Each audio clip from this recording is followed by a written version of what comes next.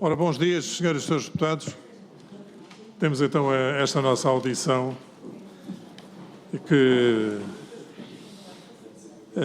foi pedida pelo Sr. Deputado Rui Tavares. Estamos perante um caso que é muito interessante. Eu cumprimento Maha Mamu, não sei se disse bem. Disse bem. Que neste momento tem nacionalidade brasileira, depois de 30 anos como apátrida e, portanto, sem nacionalidade. Achei que devíamos fazer esta audição na primeira comissão. Também foi nesse sentido que o Sr. Dr. Rui Tavares solicitou, porque, de facto, nós vamos ouvi-la e a história é, com certeza, uma história que devemos ouvir. E por isso eu dou-lhe a palavra para nos dizer ao que vem. Muito obrigada pelo convite, Estou muito feliz de estar aqui com vocês. Eu esteve na Madeira com a Associação dos Juízes de Portugal e foi muito impactante para mim.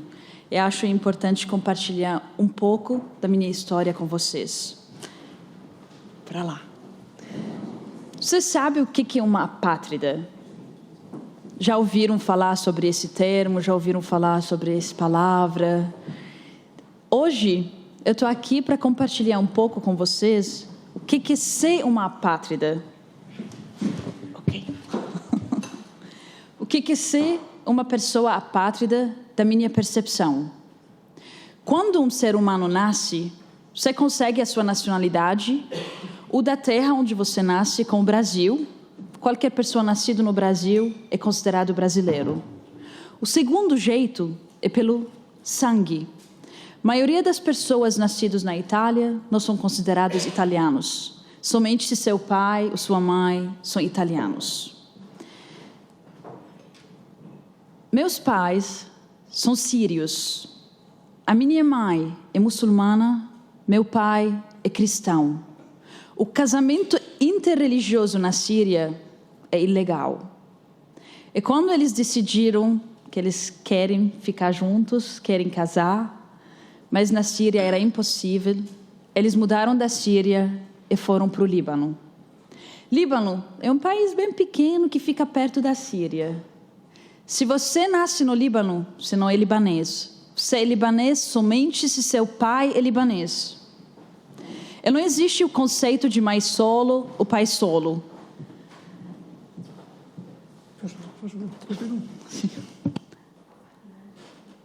Mas eles queriam. Meu Romeo e Juliette queriam ficar juntos. Casaram, mesmo sabendo que esse casamento nunca vai ser registrado. Era uma coisa ilegal e nunca foi registrada legalmente. Esse deu fruto para 3 pequenas crianças. Minha irmã, eu e meu irmão. Eu sou do meio. Hoje eu estou com 35 anos, para facilitar as contas. De 35 anos, quando eu nasci, eu não era nem síria, nem libanesa. Eu era simplesmente uma pessoa sem documento. Eu era apátrida. E com criança bonita assim, eu não tinha preocupação nenhuma. Se eu tenho documento, não tenho documento, para mim tanto faz. Mas os desafios eram diariamente muitos.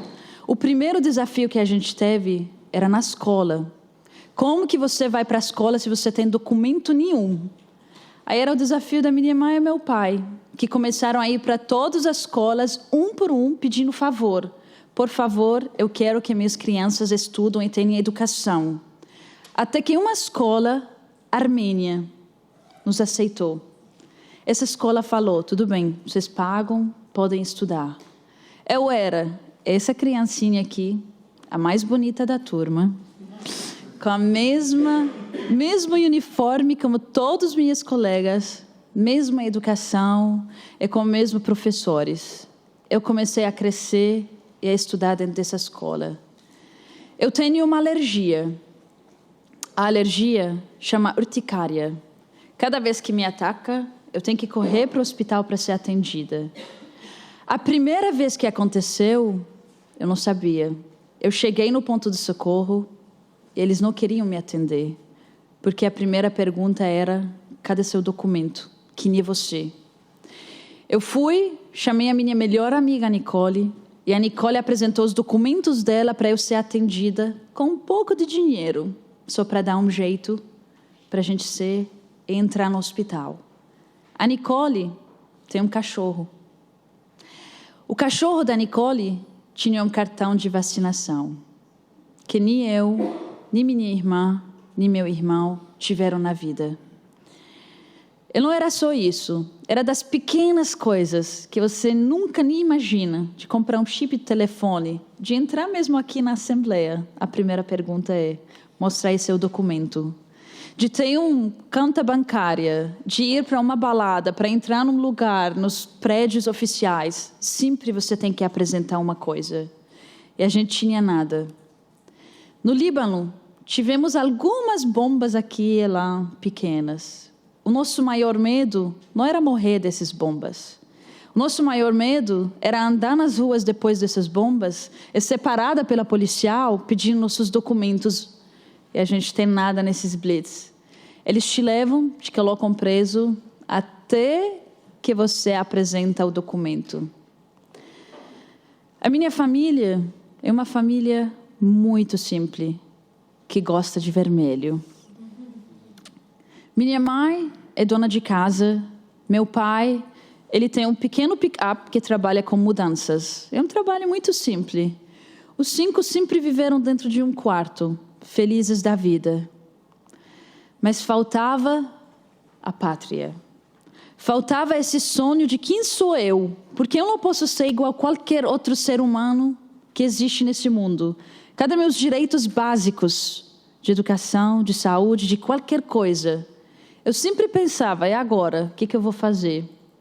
Desde que eu tinha 16 anos, eu comecei a escrever uma carta e mandava para as embaixadas, mandava aqui e lá, pedindo asilo, pedindo qualquer coisa, só me leva daqui. Fui descobrindo com o tempo que eu tinha uma definição, que a minha situação se encaixa na definição de palavra apátrida, que nem eu sabia por muitos e muitos anos da minha vida. Eu comecei a pedir ajuda com isso. O único país nesse mundo inteiro que abriu as portas foi o Brasil. Mas não porque era apátrida.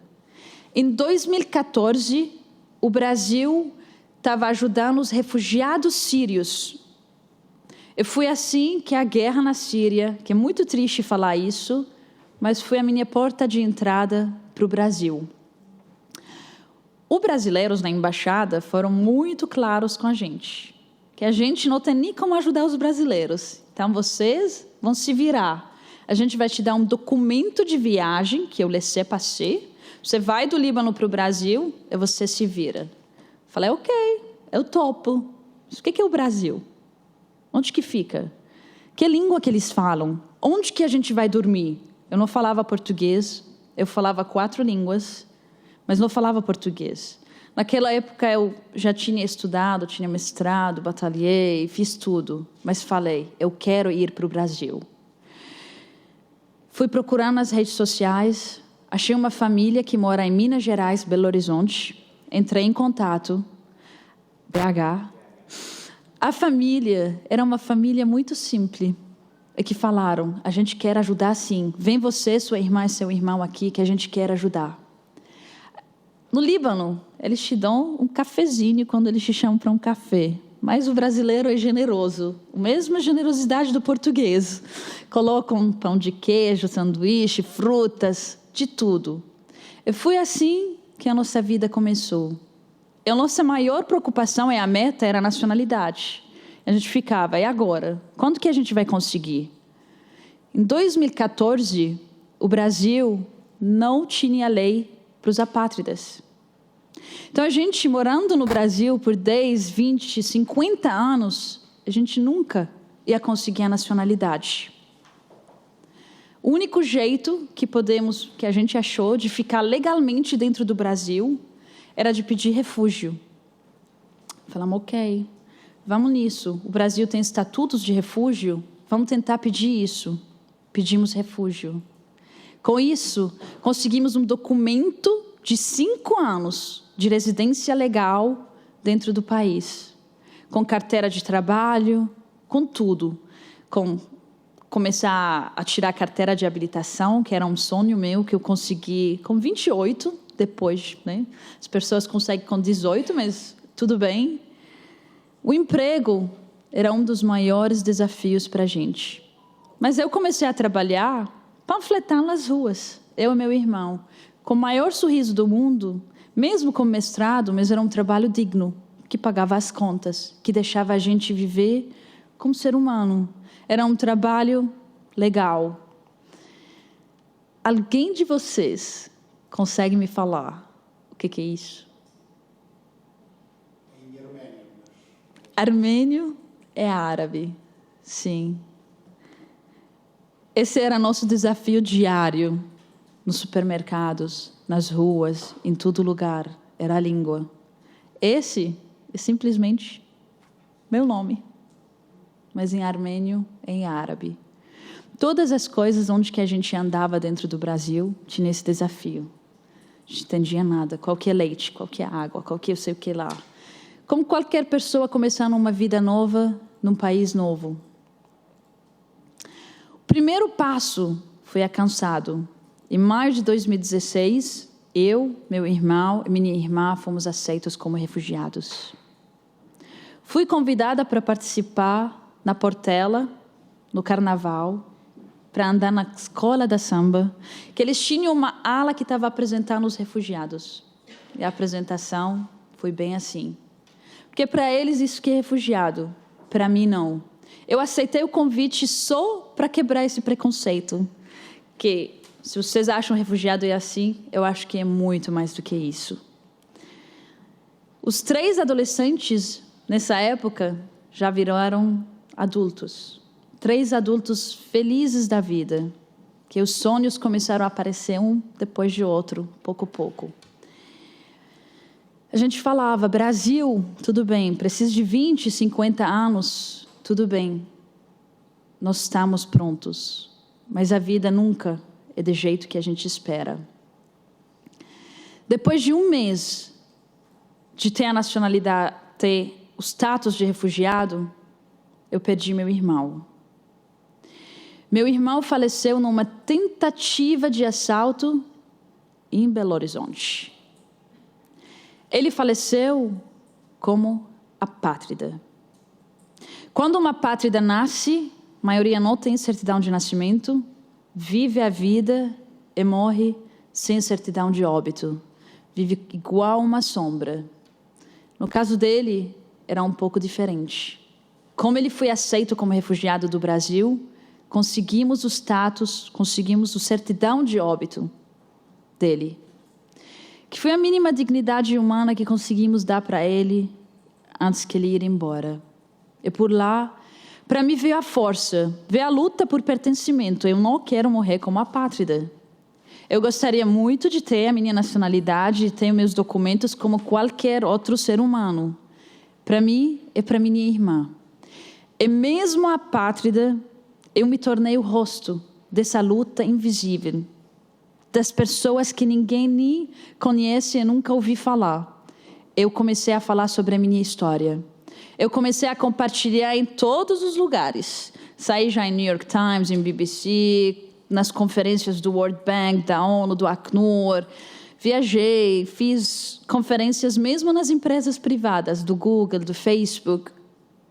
E conheci a campanha do Acnur, do Alto Comissário das Nações Unidas dos Refugiados e dos Apátridas. A campanha chama I Belong, eu pertenço. Quando eu conheci a campanha, eu achava que era só eu, minha irmã, meu irmão. Eu não sabia, eu não tinha percepção que a população no mundo inteiro são mais de 10 milhões de pessoas. Hoje, a ONU fala que são 4 milhões e pouco. Eu falo que são muito mais do que 10 milhões. Porque que não há registro, não tem números para saber quantas pessoas, nem tem números para saber nada. Eu já esteve em mais de 25 países. Encontrei com presidentes, deputados, nas câmeras, aqui e lá, compartilhando a minha história. E tentando mudar uma coisa nessas leis. Eu consegui. Opa! Espera aí. O PowerPoint teve emoção também. Aí, parou.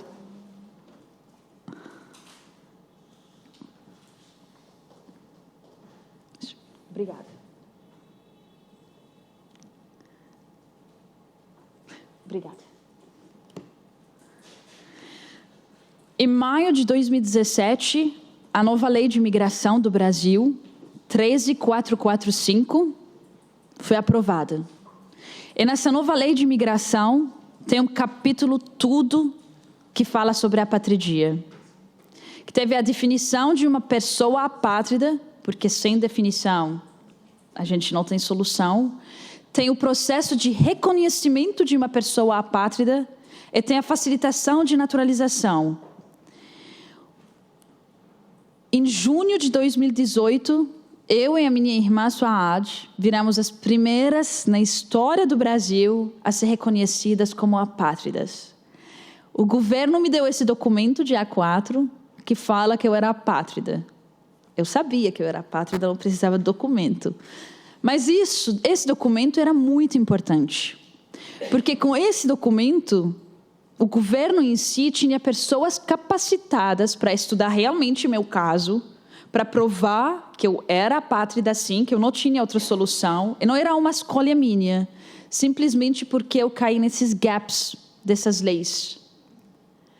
Em 4 de outubro de 2018, eu e minha irmã viramos as primeiras, também na história do Brasil, a ter a nacionalidade brasileira pela lei. Naturalizada e com muito orgulho brasileira. Não era uma exceção, não era nada, era simplesmente uma pequena mudança nas leis que me permitiu a ter a nacionalidade brasileira. 2018, hoje a gente está em 2023 e ainda eu estou compartilhando a minha história. Já ouvi de muitas pessoas, já vive a sua vida, né? O que você está fazendo ainda? Mas para mim tem uma frase de Martin Luther King que eu gosto muito, que fala que a nossa vida começa a terminar no dia em que silenciamos sobre as coisas que importam. E para mim a minha vida importava, mas a vida desses milhões e milhões de pessoas importa também. Por isso eu escrevi meu livro, já lancei, chama Mahamamo, no Brasil, logo em Portugal, se Deus quiser. Estou em processo de fazer o filme também, com o diretor Bruno Barreto. Portugal ratificou em 2012 as convenções da ONU relativas à apatridia, que são de 1954 e 1961, que tem a definição, que tem como fazer, que aceita os apátridas. E na Global Forum de 2019, Portugal assumiu o pledge de implementar o procedimento para a determinação do status da apátrida, que é o PDA, em Portugal. Para mim, eu sou ninguém. Eu sou simplesmente uma pessoa que está aqui compartilhando o testemunho de uma pessoa que viveu como apátrida. Eu estou aqui também para compartilhar com vocês as melhores práticas globais que os outros países tiveram. Se não tem definição da palavra, a gente não tem solução. Simplesmente vai ser sempre exceções. Se a gente não tem procedimento de reconhecimento de apatridia, a gente não tem controle de quantas pessoas e qual que é o processo legal que a gente tem que ter. É a facilitação de naturalização que, para mim, é a meta de qualquer pessoa apátrida.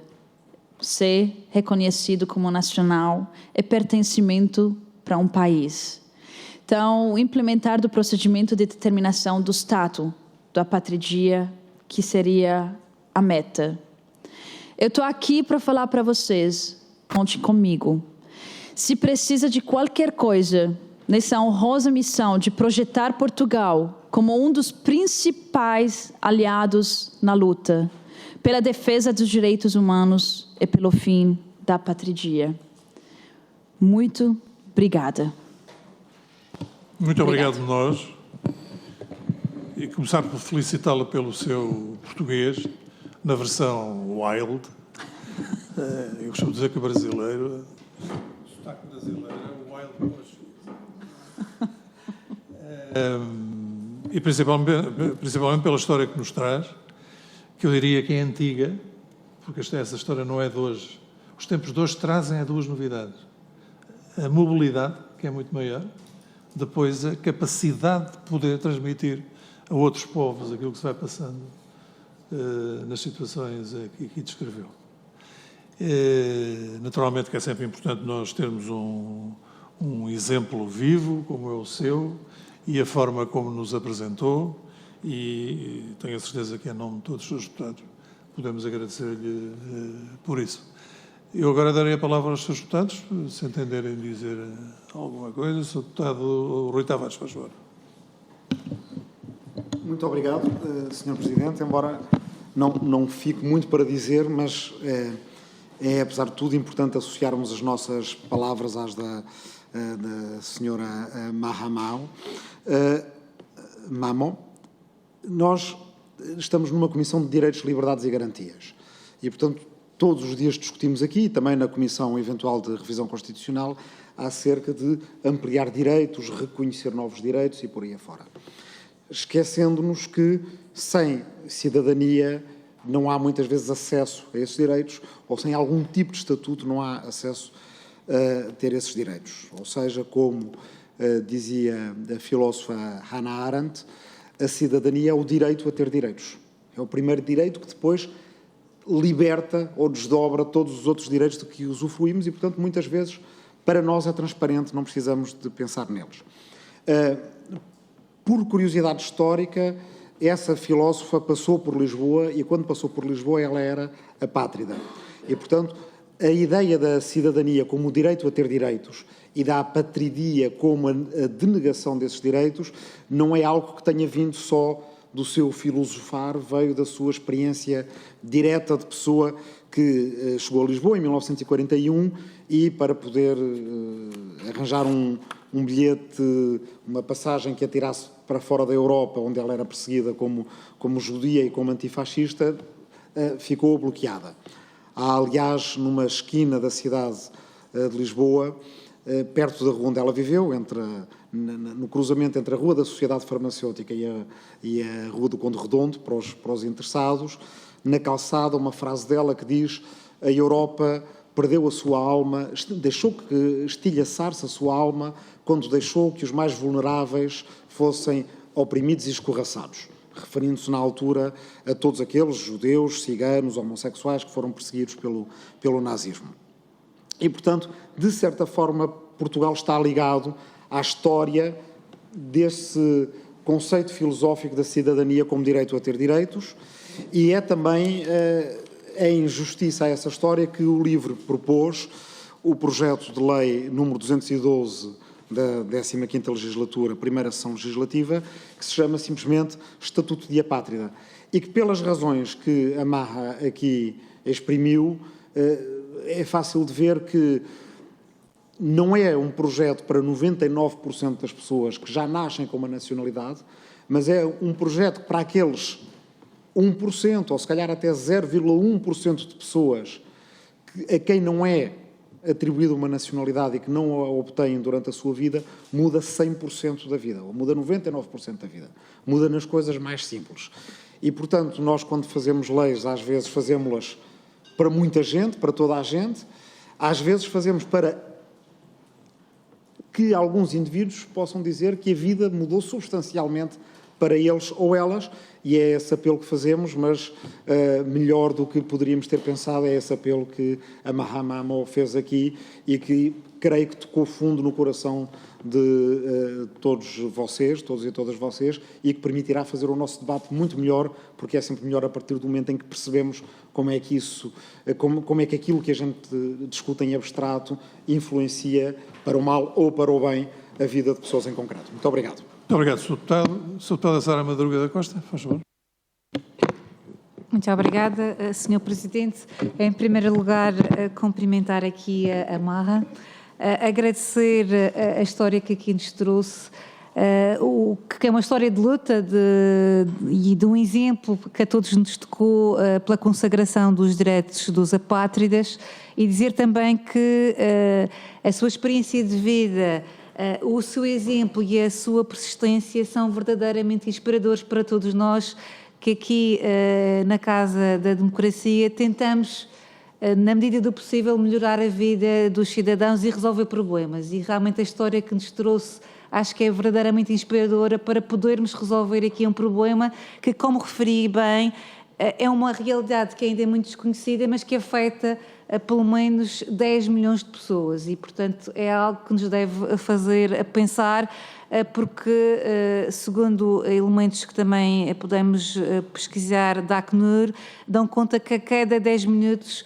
um bebê nasce sem ter nacionalidade reconhecida por nenhum Estado em todo o mundo, e portanto é uma realidade que realmente precisa de uma resposta por parte de todos os Estados, porque um pouco por todo o lado ainda há muito a fazer para sensibilizar cada um dos Estados para esta luta e para a necessidade de serem aprovados um conjunto de direitos fundamentais. Falamos de direitos humanos, falamos de um conjunto dos direitos mais básicos, como o acesso à saúde, o acesso aos tribunais, a proteção laboral, o direito ao acesso a prestações sociais, a fornecimento de documentos de identificação e de viagem, ao estabelecimento de regras de proteção contra a expulsão dos Estados onde se encontram. E, portanto, nós consideramos que a sua experiência e com o seu contributo também serão muito importantes para nós, numa altura em que nós estamos a discutir aqui uma iniciativa legislativa que pretende consagrar de uma forma expressa o Estatuto dos Apátridas na legislação portuguesa.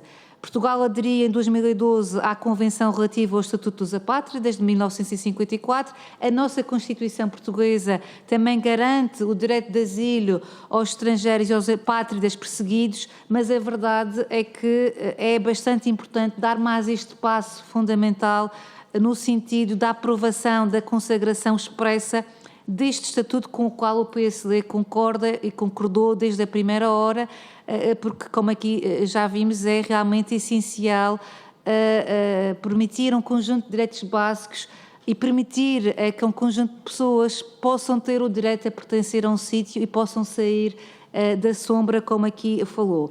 E, portanto, nós gostaríamos aqui de aproveitar a sua presença para saber qual é a sua opinião sobre a consagração em Portugal deste Estatuto. Gostaríamos de saber quais é que são, na sua opinião, os direitos mínimos que julga serem importantes virem a ser salvaguardados e acautelados na iniciativa que nós estamos aqui a discutir. Eu penso que tem conhecimento do texto da iniciativa. A iniciativa vem aqui a preço. Estabelece uma definição de apátrida, estabelece a possibilidade da obtenção de um título de viagem para os cidadãos com o estatuto de apátrida, à semelhança do que está previsto para os refugiados, tem o reconhecimento do estatuto do apátrida e também a forma como é que este estatuto se extingue. E, portanto, gostaríamos de perceber se concorda com a iniciativa que está aqui a ser discutida, se há algum aspecto que considera que seja preciso mudar e, por fim, também dizer que sei que esteve na minha terra, que é a Madeira, porque estive no encerramento do Congresso dos Juízes e sei que fui orador. Infelizmente estava cá na Assembleia da República em trabalhos parlamentares e não pude assistir in loco à sua intervenção na Madeira, mas percebi que a sua intervenção também teve um grande impacto junto dos juízes portugueses e porque a sua constata, inclusivamente, das conclusões deste Congresso dos Juízes, a necessidade de realmente fazer tudo para salvaguardar e acautelar a apatridia, e gostaria também de perceber a sua experiência no meio do Poder Judicial, se foi bem recebida, se as suas histórias também tiveram algum impacto junto dos juízes portugueses, e se pode nos dar também algum feedback sobre essa outra vertente, não é só a vertente legislativa, mas que é uma vertente também que é bastante importante, que é a vertente da aplicação da lei. Se acha que também conseguia sensibilizar a magistratura portuguesa para a necessidade de poder também acautelar na aplicação da lei que vier a ser aprovada para a Assembleia da República os direitos dos apátridas em Portugal, e mais uma vez agradecer a sua história de vida e o seu exemplo verdadeiramente inspirador de alguém que não desiste de continuar a lutar para melhorar a vida dos outros, como a sua, que teve a sua experiência, a sua sorte de conseguir ver a situação resolvida, mas ainda assim não desistiu de continuar um pouco por todo o mundo a fazer valer a sua experiência, a fazer esta pressão para que todos os Estados possam consagrar o Estatuto da Patridia ou da Pátria e melhorar a vida de muito mais pessoas por todo o mundo, e isso é realmente salutar essa sua experiência. Muito obrigada pela sua presença e pelo seu contributo. Obrigada, Sr. Presidente. Muito obrigado, Sr. Deputado Pedro Anastácio, faz favor. Muito obrigado, Sr. Presidente, senhoras e senhores deputados. Quero, antes de mais, cumprimentá-la, agradecer a nossa ativista Mamu, agradecer-lhe a história que nos partilhou connosco. Foi uma história que mexeu com todos, connosco bastante, pela emotividade que carrega e a forma como partilhou connosco. No caso português, dizer-lhe que o nosso ordenamento jurídico reconhece, através do artigo 15º da Constituição, que aos estrangeiros e aos apátridas que se encontram ou residam em Portugal gozam dos direitos e estão sujeitos aos deveres do cidadão português. Não obstante, sabemos que também subsistem desafios do ponto de vista dos acessos às diferentes necessidades sociais que a vida convoca, não obstante este reconhecimento e esta tutela legal.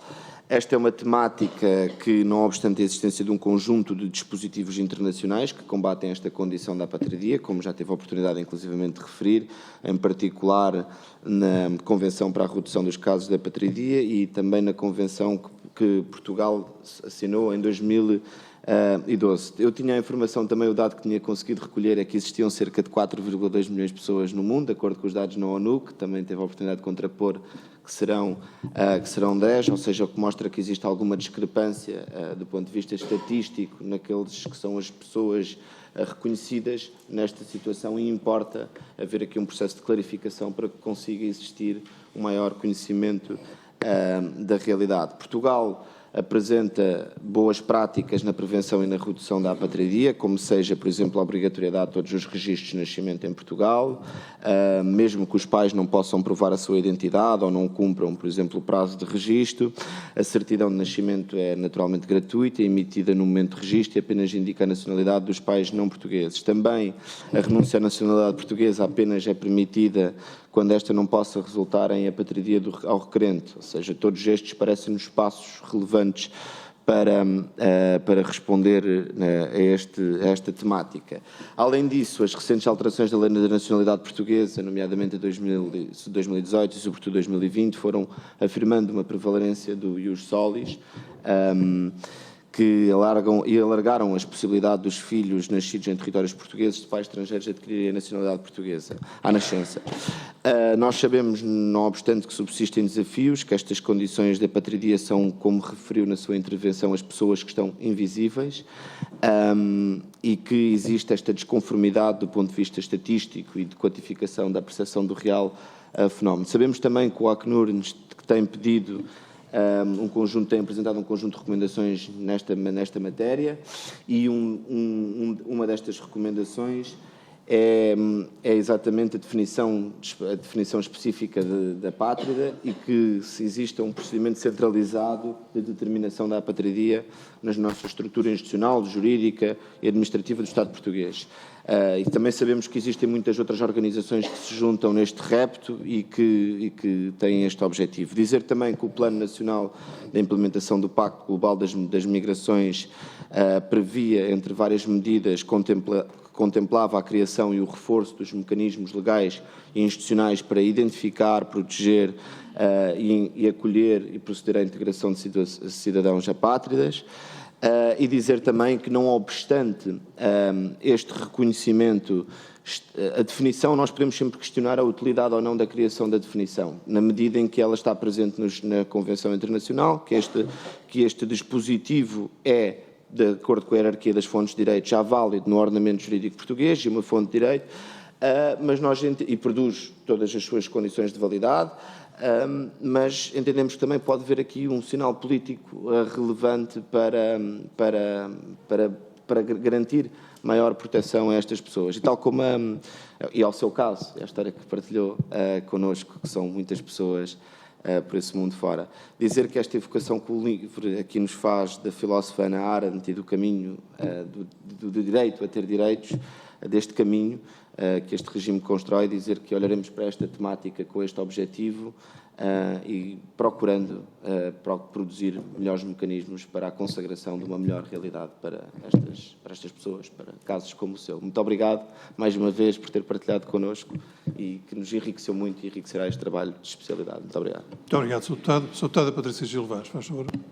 Obrigada, Sr. Presidente. Cumprimentar todos os deputados, fazer um cumprimento especial à Maha Mamo, agradecer o seu contributo e a sua intervenção, no fundo a sua história pessoal de vida, que nos convoca e que nos leva a refletir do que ainda temos que fazer enquanto Casa da Democracia, e nós aqui em especial na Comissão de Direitos, Liberdades e Garantias. Efetivamente, como também já foi dito, a nossa lei assegura alguns dos direitos aos nossos apátridas, mas ainda há muito a fazer. Tiramos esta conclusão a partir da sua intervenção e por isso mesmo aproveitar que está aqui. Já foram feitas muitas perguntas que nos vão levar a esclarecer, a pensar aquilo que nós devemos fazer, mas gostaria também de lhe fazer algumas perguntas. Desde logo, na prática, que pontos é que no Estatuto do Apátrida identifica que impedem ou que não facilitam a efetivação de direitos? E, por outro lado, perguntar se tivesse a MA que de legislar, quais é que seriam, sobre os direitos das pessoas, quais é que seriam os passos a seguir? Consideraria que melhor o reconhecimento do estatuto requerente de asilo, ou então que fosse criado à parte na lei um estatuto próprio e específico de apátrida. Agradecer uma vez mais a sua exposição. Realmente o número que partilhou connosco de 10 milhões de pessoas é absolutamente surpreendente. Se pensarmos bem, é a população portuguesa, grosso modo, inteira, que seria apátrida, e por isso mesmo eu tomei nota daquelas que foram os passos que considero essenciais para se legislar, como a definição da apátrida, o processo de reconhecimento, a própria naturalização, e serão esses passos também tidos em conta depois quando nós fizermos o debate e a reflexão sobre o processo legislativo a seguir. Obrigada. Muito obrigado, Sra. Deputada. Dou de novo a palavra então à Sra. Maha Mamo. Sra. Deputada, peço-lhe desculpa, não a tinha visto. Sra. Deputada Inês Sousa Real, faz favor. Muito obrigada, Sr. Presidente. Eu começo por cumprimentar também a senhora Mahama e, de facto, agradecer não só o testemunho que nos deixou. Eu estive a acompanhar online, porque sendo deputada única temos também aqui alguma dificuldade em desdobrar-nos para as comissões, mas agradecer não só o testemunho que nos deixou, que efetivamente nos permite depois melhorar e acompanhar também esta iniciativa apresentada pelo LIVRE, que efetivamente nos traz aqui uma questão que nos parece da maior relevância, tendo em conta não só o número de pessoas abrangidas, mas também as circunstâncias de vida que levam a que efetivamente tenham que requerer este tipo de processos, de um ponto de vista de ou ter o regime do apátrida ou até mesmo, e era importante percebermos enquanto legislador, que outras alternativas é que lhe parece que seriam também importantes legislar ou melhorar do ponto de vista legislativo para garantirmos que existe uma política de asilo e de acolhimento, seja de cidadãos refugiados, apátridas ou imigrantes, tendo em conta até o contexto global que vivemos,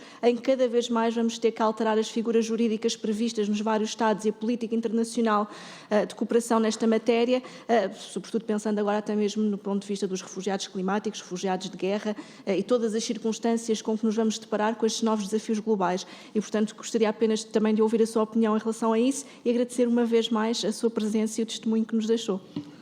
Muito obrigado, Sra. Deputada. Tem então a palavra para responder. Por favor. Muito obrigada pelas perguntas, pelas observações. Agradeço muito, eu estou muito feliz de estar aqui hoje.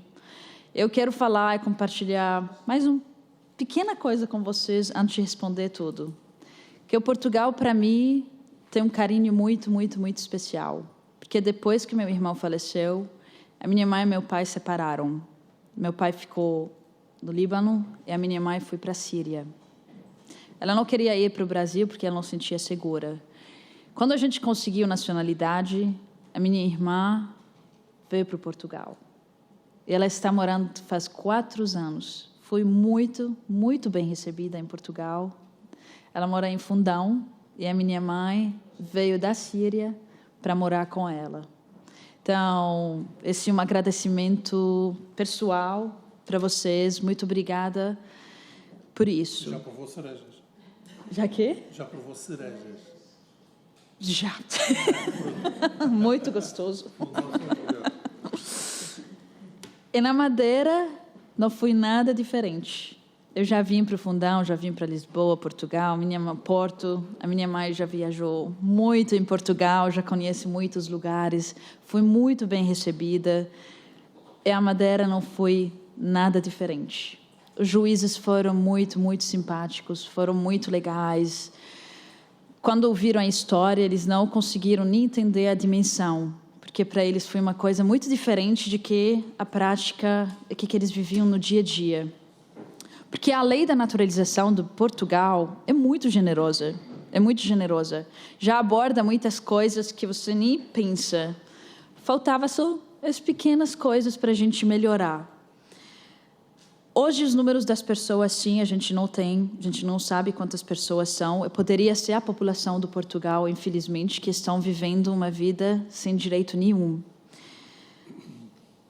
A minha recomendação, eu sei que a nova lei, a proposta da mudança de estatuto da asilo, junto com a patridia.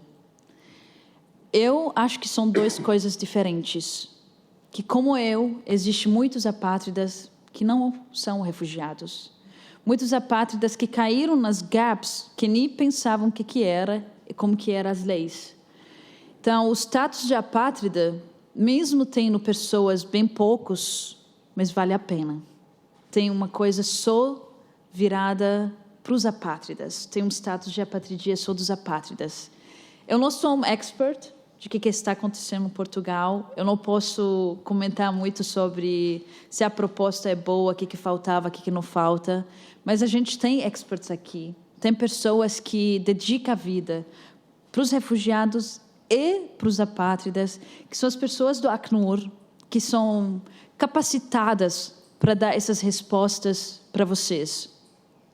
O que eu posso falar, que eu me coloco à disposição, e também tem uma pessoa do Ministério da Justiça do Brasil, que trabalhou no comitê, que ele elaborou a lei do Brasil, que é o Bernardo Laferté, que eu tomo a liberdade e a licença também dele também, que ele se colocou à posicionamento dele para vocês, de qualquer coisa que precisa, qualquer pergunta ou tudo sobre a lei, sobre como que foi, sobre como foi o processo, que eu voltaria com o maior prazer com ele, para a gente discutir mais e ver.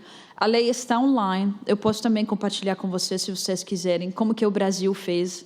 Quando o Brasil introduziu a portaria, em 2018, antes de eu ter a nacionalidade, teve um requisito que eles colocaram, que era da língua portuguesa.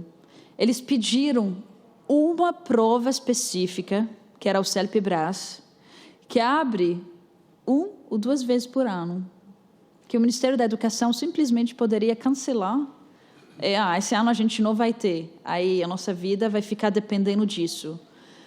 Eu fui contra, eu falei, eu falo português, eu tenho certificado da Universidade da Brasília, eu tenho muitas outras coisas que eu posso provar que eu sou apta a ter nacionalidade, não sou o CELPE-BRAS. Mesmo assim, eu fiz o CELPE-BRAS, mas teve uma mudança também. Então, não tem nada que é perfeita, as leis são escritas por seres humanos, é sempre adaptação, é sempre mudanças que são importantes. Então, eu acredito que eu respondi todas as perguntas. Muito obrigada. Nós é que agradecemos muito o facto de ter cá estado hoje connosco. Agradecemos também ao deputado Rui Tavares, que proporcionou este nosso encontro. Dizer que as histórias de vida, cada um de nós tem a sua história de vida, mas há histórias de vidas mais difíceis que outras. A sua foi com certeza uma história de vida difícil, mas nós olhamos para si e só vemos alegria e um sorriso quase permanente, o que nos consola a todos nestes momentos difíceis que vivemos momentos muito difíceis. Estou a falar internacionalmente, naturalmente. Agradecer o contributo e permitam-me que eu termine com um apontamento de natureza pessoal. Eu tenho um filho ainda não casado, que se vai casar no segundo semestre deste mês com uma cidadã síria. Tem a nacionalidade síria, mas não vive na Síria, vagueia pelo mundo, é universitária e é uma cidadã, é uma mulher de facto exemplar. E eu hoje olhei para si, ouvia e lembrei-me dela muitas vezes, porque há algumas semelhanças. No fundo são ambas sírias, não é? Senhores deputados, aos representantes do Acnur, nos nossos cumprimentos e obrigado pela vossa presença. E, senhores deputados, muito obrigado e um resto de bom dia.